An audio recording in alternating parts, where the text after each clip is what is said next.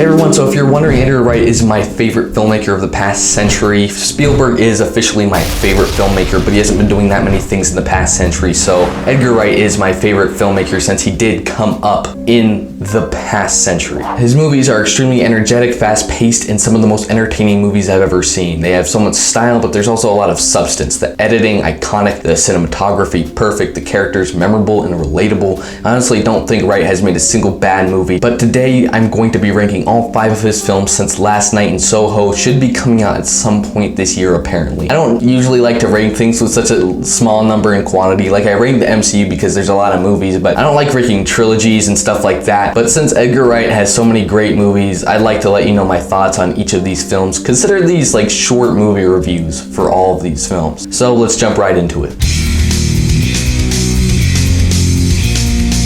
I don't hate this movie, I don't love it. I love the first 30 to 40 minutes of this thing. I think pretty much all of the supporting characters are hilarious and memorable, especially Scott's roommate Wallace. He's hilarious, I love that guy, no homo. What makes this great is the perfect comedic timing. Everyone is hilarious and the editing mixed with the screenplay makes this one of the funniest movies to come out of the past decade. My 2 biggest problems with this are, 1, I find Scott and Ramona really unlikable for large portions of the film. Scott isn't relatable, he's like the only protagonist in an Edgar Wright film that isn't misunderstood. He misunderstands the world around him. While that is funny at times, it's definitely tiring to watch after a while. The other problem I have with it is I feel like once the plot kicks in, it's less funny and overall less interesting to watch. I didn't care after a while. It became a little tiring to sit through once the whole evil ex-boyfriend thing happens. This is Wright's worst movie in my opinion for that reason alone. I can say this though, there's no other movie like Scott Pilgrim vs. the World. It's a fun time, but it's definitely flawed. I like The World's End quite a bit. It's original, it's different, and the greatest part of this that saved the movie's tiring plot was the characters. This could have easily been a disaster from the get-go because the plot is so strange and different, and if the characters didn't respond to the situation the way they did in the movie, it would have been significantly worse. The uniqueness is the best part of this film, but I love how it decides to focus on more of the characters. Simon Pegg gives easily his most different performance within the Cornetto trilogy. The supporting cast is great. We got Nick Frost, Martin Freeman, Rosamund Pike, and even Pierce Brosnan in the mix. I think the biggest issue I had with this was just how unfocused the plot felt at times. While it felt pretty consistent most of the time, it could get a little messy here and there. Honestly though, I would not have loved this movie as much as I did if it wasn't for the 5 lovable leads and the undeniable hilarious chemistry they had with one another.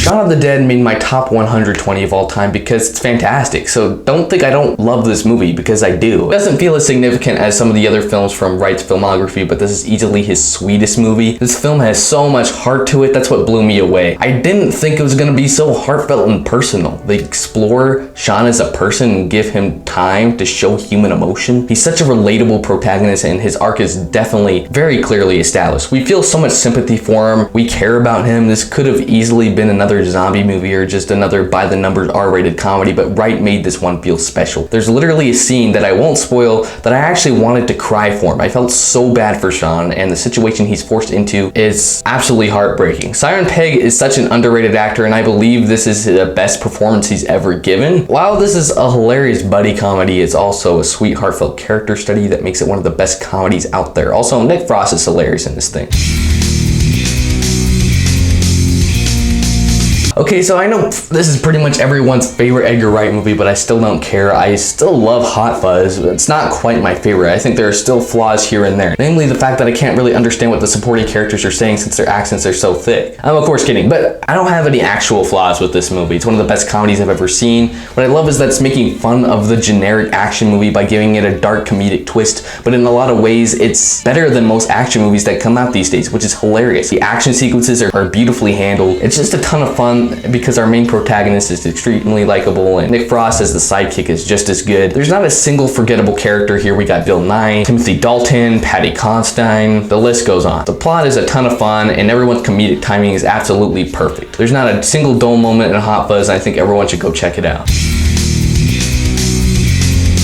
Yeah, I know, maybe a little disappointing, but I think Baby Driver is one of the best of the past decade. While I don't consider this a perfect film, I honestly don't have a single problem with it. This is, in fact, a perfectly paced movie that never once, yes, never once, feels boring. It's a blast from start to finish. The opening scene is brilliantly crafted, the soundtrack is a ton of fun and matches flawlessly with the actions in the scenes. Every shot splashes on the screen like a bunch of different colors of paint that look good when mixed together. It's a weird comparison, I know, but Baby's character is developed really well. By the end, we're almost completely in his mindset. It's a fun little movie that doesn't need any sequels, so it's good to just sit back, relax, and enjoy a standalone movie. The script and the themes don't get a lot of credit here, but they're also very good. The way things are set up is great too. All together, Edgar Wright made a crowd pleaser and a critic pleaser that can be enjoyed for years to come. Ansel Elgort as Baby, stellar. John Hamm as Buddy, awesome. Jamie Foxx as Bones, terrifying in the most fun way possible. The cast is obviously terrific, but what about the script? What I love about the dialogue is that it feels kind of musical. The way the dialogue flows in this gives it a certain rhythm that makes it surprisingly quotable. I also love how Edgar Wright does that thing where he has specific little lines said near the beginning of the film, and then the main character says those lines again later in the film, but it's more hilarious and satisfying in a way. During the opening credits, from the outside, it looks like Baby is just walking around the city listening to music, but in the background, there's graffiti spelling out the lyrics from the song. Little things like that put a smile on my face because it shows that Wright cares about this movie. That's what I love the most. There's so much passion and love put into this project. I can tell that everyone involved was trying their absolute hardest to make this such a fun little action movie that oozes with excitement. I just love the atmosphere of this movie. It feels like a homage to 50s action movies. It's one that I could just rewatch over and over again and never get bored with. And that right there, guys, is good filmmaking. So that's my ranking of all of Edgar Wright's movies. I could wait for Last Night in Soho to come out, but I was like, I don't know when it's gonna come out, so whatever. Anyway, thanks for watching, guys. Let me know what your ranking of Edgar Wright's movies are down below in the comments, and I'll see you in the next video. This is Ethan Butler, and I'm out.